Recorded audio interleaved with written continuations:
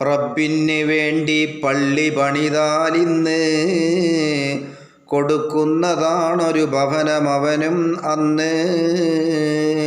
അത് കാടമുട്ടയിടും സ്ഥലം പോലെങ്കിലും മതിയെന്നു തന്നെയുമുണ്ട് തിരുവചനത്തിലും.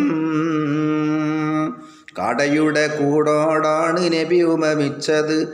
അസ്റാറുകൾ പലതുണ്ടതിൽ അറിയേണ്ടത്. പണിയുന്ന പള്ളികൾ ചെറുതിലും ഫലമുണ്ടിത്.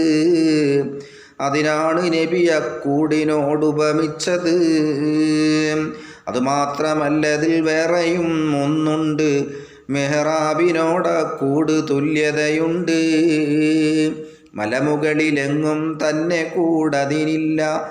അതുപോലെ വൃക്ഷക്കൊമ്പിലും പതിവില്ല. മിഹ്റാബ് പോലത് പാർപ്പിടം ഉണ്ടാക്കി കിടക്കുന്നു മുട്ടയുമിട്ട് മണ്ണും നീക്കി. കാടയുടെ ബാബിനു 105 തന്നത് ഉള്ളുള്ള മിഹ്റാബിൻ്റെ നിർമ്മിതമവ്വലിൽ അബ്ദുൽ അസീസിൻ്റെ ബിനു ഉമറ പള്ളിയിൽ. ഒരു പള്ളി പലരും ചേർന്ന് പണിതാൽ തന്നെയും എല്ലാവർക്കുമുണ്ടോരോര ഭവനം അവിടെയും. നീ പള്ളി പണിയുന്നെന്ന് കണ്ടാൽ സ്വപ്നമിൽ അത് വളരെ ഹൈറുണ്ടാകുമെന്നാ ഭാവിയിൽ.